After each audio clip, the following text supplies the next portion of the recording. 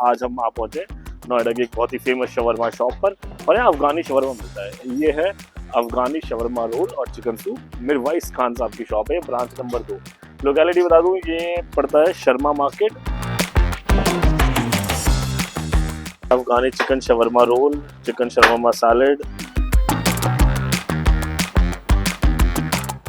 Shop से थोड़ा आगे बढ़ के करते हैं, बाई चांस पसंद नहीं आया तो ऐसे ना खुल के नहीं बोल पाऊंगा। तो इसको खा लें, जो दूसरा वाला शवरमा जो पतले रोल वाला होता है उसमें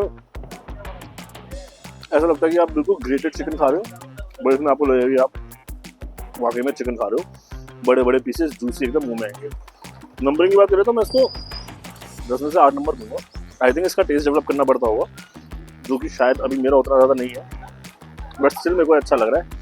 हाँ, तीखा है। मैंने मीडियम स्पाइसी बोला था, उसके बावजूद मेरे को थोड़ा सा तीखा लग रहा है।